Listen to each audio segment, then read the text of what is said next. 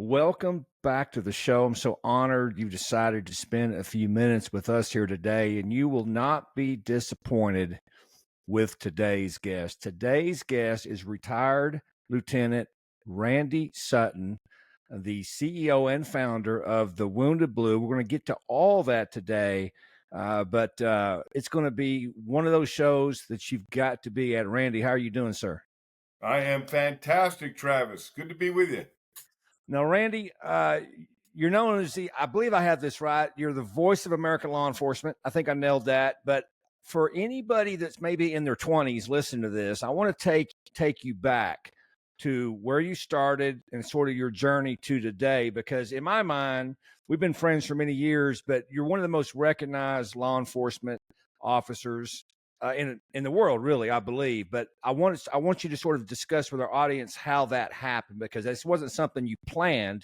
It just kind of occurred, and here we are today. And you're doing something that I keep preaching to leaders about, which is conquering the second mountain, which is, i.e., as leaders, it's not just your career, it's not just the job, it's not the patrol unit you're in or the squad you work in. Your life continues after law enforcement, and you have a lot to offer, and you are a champion for that. You pretty much have set the bar on what everybody should be trying to achieve. And we're going to get to that second mountain later today, but let's talk about your first mountain right now. Like, how did that start and how did that go? Well, I was really blessed, Travis. First of all, thanks for having me on. It's always a pleasure to be on your show. None of this was planned, right? My entire life wasn't planned. The only thing that I had actually planned that came true was to become a police officer. That was my dream as a child, and I achieved it very young in life. I was actually one of the youngest cops in the country. I became a policeman at 19 back in in the 70s, let's say. Okay, I don't want to bad enough 70s. So I was hired in a small community, Princeton, New Jersey, which is my hometown, and did 10 years on the department there. I was a patrol officer and then a detective. And quite honestly, Travis, even though a small department, 32 cops, I was at the top of my pay scale. I was a detective, but I was just bored to death, man. And I wanted more challenges. I wanted to be challenged, and so I joined the Las Vegas Metropolitan Police Department, and got exactly Well, let me stop what you I right there. wished for. So you had a lot of choice. Let me stop right there. You had a lot of choices to make. You picked Vegas. I think we all know why you would pick Vegas. Were there any other departments at the time you were considering? Yes, actually there were. I actually tested and was hired by a large Florida police agency, but let's see how delicately I can put this.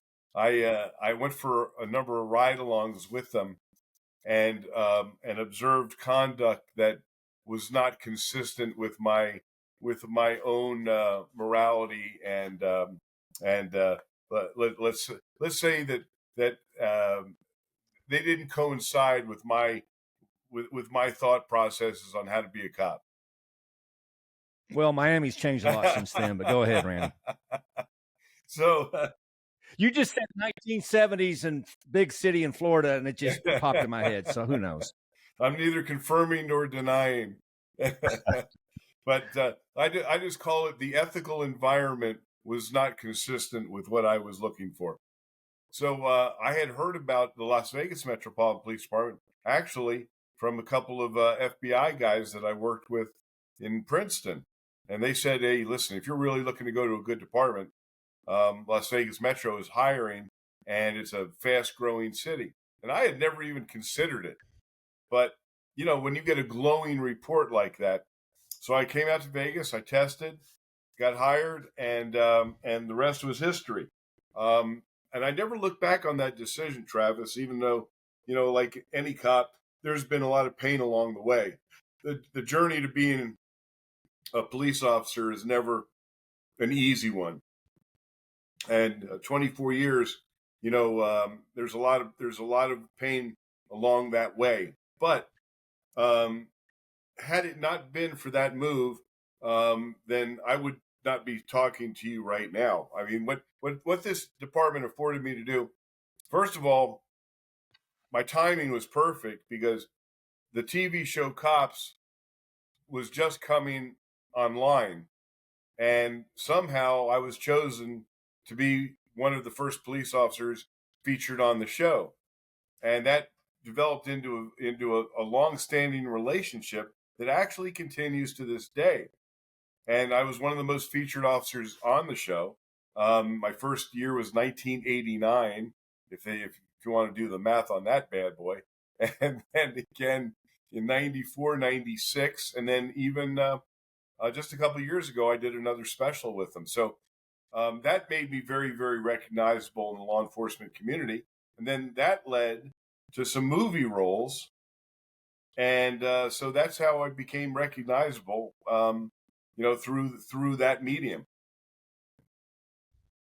Well, what I'm so appreciative of you, Randy, is obviously your life's journey would give you every reason in the world to be an asshole. I mean, just to be frank with you. And and you're the opposite, man. You are just down to earth. Your heart is so much in the right place, and every time I'm around you, man, it makes me better. And I just think it's so fascinating because you're right. Nobody set out to do. I mean, if you'd have told me I'd be talking to you, 1989, I was a senior in high school, and my father and I ritual was we would watch Cops every Saturday night. I even remember the lineup. It was like Married with Children, America's Most Wanted, and Cops, kind of in that format, because Fox has just kind of come online. And if you'd have told me then that we'd be sitting here today, I would just think you were completely a lunatic, right? And so what I've always appreciated about you is, both you and I have met many people that are recognizable, celebrities and things like that, and you're often disappointed, right? You're often disappointed. But there's no way you are disappointed. I mean, everyone that meets you is the same way. So it's just been really an honor to get to know you. And I want to get to what you're doing now, because unlike a lot of people, you took that recognition and you have done so much with it. So many people will waste that, right? That was a gift given to you. And it can be seen as a burden or it can be seen as a blessing. You take that as a blessing. And the things you're doing now, I think, is why all that happened. I really, really do. And we're going to get to that a little bit later.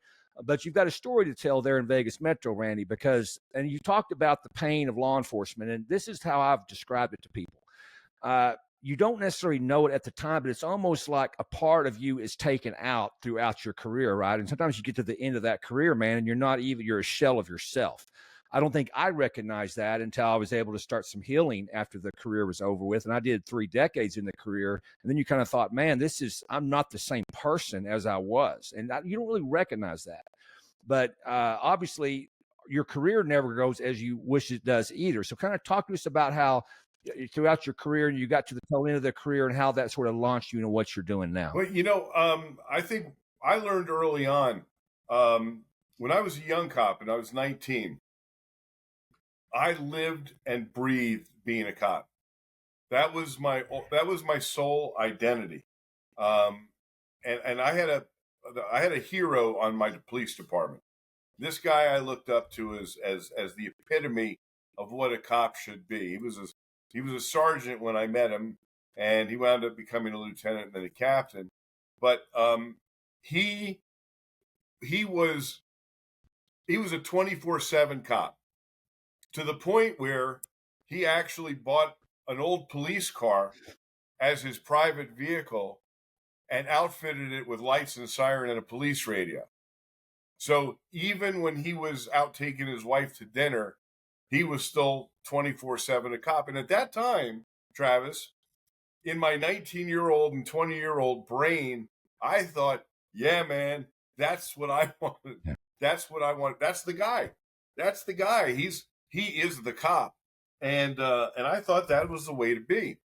And it took me several years to realize the reason that he was that, because he didn't have shit else in his life. Right? That's all he had. He was a one-dimensional person. And I caught myself being a one-dimensional person. And I didn't like what I saw. And that's when I made the conscious effort to change the way I viewed things. And luckily, I had a couple other mentors along the way that grounded me, if you will. And that's so important to have in law enforcement, is to have mentors, people that you can trust, that can help develop you, not just as a police officer, but as a human being. And I know that, you and I in our later careers, both were deeply involved in training and still are. And so we're blessed to have the opportunity to pass some of that wisdom down now, because it's not something that you can learn in a classroom, right? But it is something that you can absorb through listening to others who have been in those shoes.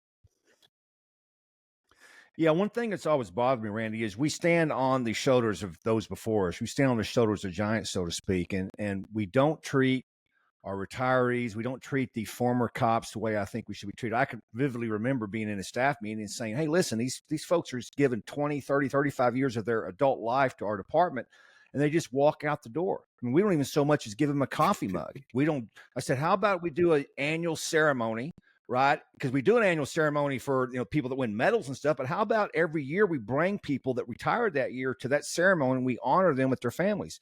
And they literally laughed me out of the room. They thought it was the craziest thing ever. And it's always struck me as odd that we are only who we are, Randy, because of those before us. And we treat them like utter dog crap, And now that I've been on the other side of it, I see vividly how we're treated. And I sort of knew that was the deal. I knew that was part of it, but I never liked it. I definitely don't like it now that I'm part of the club. But to me, do you have any reasoning behind that? Because everybody that's treating those guys like that are going to be those guys one day or gals one day. Do you have any idea why that is going on? It has been the way of policing since I've been involved in it for all these decades. And I'll tell you, I just want to now intermingle what I'm doing now, and that is I'm the founder of an organization called the Wounded Blue. And we're the National Assistance and Support Organization for injured and disabled officers. And so the reason I want to bring it into the conversation now is because it's so critical to what you just mentioned. Now, all right, you did 30 some years. You walked out with your head held high. You walked out, you got the brass ring of your retirement, right? And then, you walked out and it was Travis who, right? And that's hard enough to deal with. But imagine when your career is cut short because of your injuries, because you were shot or you were paralyzed in a car accident or some other harm befell you through no fault of your own, and suddenly you're into your career for 6 years or 8 years or 10 years, and suddenly that's snatched away from you because of your injury, and your department treats you exactly the same way. Who's that guy? That's devastating. Yeah. Devastating. Yeah. And my circumstance, what ended my police career, Travis, was I had a stroke in my police car right on Las Vegas Boulevard at 2:30 in the morning. And it ended my police career. And 3 weeks before that, my mother died in my arms. And 2 months before that, I was in a fatal gunfight. And there was a lot of stress going on. And suddenly, I have this stroke. It ends my police career. And my department so turned its back on me, they wouldn't even pay my medical bills. They just said, we're not paying your medical bills. And by the way, we're not giving you those benefits that you're supposed to get. And I was mortified. I was humiliated. The betrayal of that I felt. The darkness where that took me, Travis, was the darkest place you can imagine. And I even went to go see the sheriff, the guy who I served with for 24 years. And I said, how do you treat me like this? And I'll never forget those words. Randy, this isn't personal. It's just business. And that, Travis, I think may encompass the worst thing that you could possibly say to an injured police officer. And yet thousands across America have heard just that and been treated and belittled in such ways that it's led them. I mean, we have a tremendously high suicide rate in law enforcement, as you know. we don't even track the number of officers who kill themselves after they become physically, psychologically injured in the line of duty and are forced to retire. They don't keep those stats, and God knows what they are. Well, I want to stay on this track line of the injured officers, but you said a word that triggered me a little bit. You said the word betrayal. And there's a lot of betrayal going on by our leaders, not just to the injured, right? To the guy or gal that just did their job and now all of a sudden they're out of a job or they're being attacked for no reason. There is a lot of betrayal. I hear from those folks each and every week, like you do, Randy. It's horrendous when you talk about the injured one, because I can't think of another profession that would treat people like this. And I want to challenge myself. I want to challenge the leaders out there. I just kind of gave you a breakdown of how we're treating not just the injured officers, but every officer that did this job, that we stand on their shoulders afterwards. What are you doing for them? I know Scott Hughes is out there. He's at the FBI Academy right now. He's a leader. So, Scott, I want to hear from you. What are you going to do for them? The leaders out there listening to this, let's take action, because Randy's about to describe the action he took based on his experience, and I'm going to hold myself accountable. We're going to do something as well. We need to start respecting and understanding all of the years and years of experience these officers get. I learned this the hard way, Randy. I mean, I watched men and women that literally were the experts of the experts in different topics. And the department just said, we don't want to hear from you. And once they left, I mean, they almost kicked them out of the department because they were so smart at what they did. And listen, it's a leadership issue. I can't understand it. I can't even wrap my brain around it. But unlike so many others, you took that pain, Randy, and you did something about it. So tell us how the Wounded Blue came about and kind of take us through that journey. Sure. You and I, Travis, could talk about this topic literally for hours. In fact, we have talked about this topic for hours, about leadership and the critical failures of leadership in policing. I've met some tremendous police leaders, people that I would follow into the depths of hell. But man, I've met a few of the others, and I would kick them down the stairs to hell.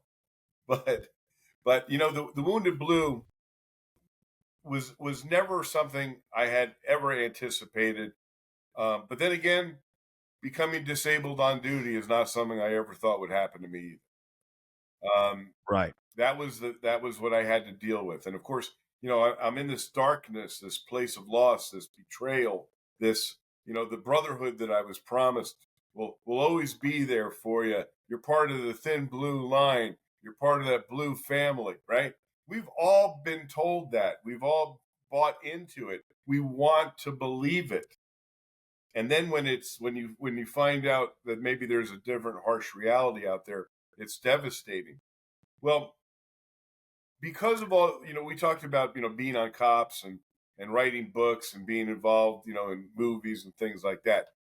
You said that nothing was coincidental, basically, and you're 100% right.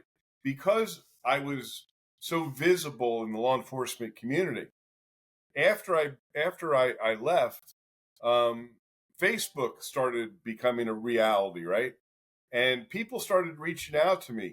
Randy, I know you don't know me, but I saw you on Cops, and I was shot in the line of duty, and my chief never even visited me in the hospital, and they're not paying my medical bills. I don't know what to do. I don't know who to turn to. Randy, I was hit by a car. I was paralyzed. My department has thrown me away. One after another, Travis. And not because I could do anything about it. It was simply because I was recognizable. And out of desperation, they reached out to me. And I got to tell you, man, I was so frustrated because I thought, wait a minute. There's got to be a resource for these men and women. And now, if you die in the line of duty, there's a great organization called COPS, Concerns of Police Survivors.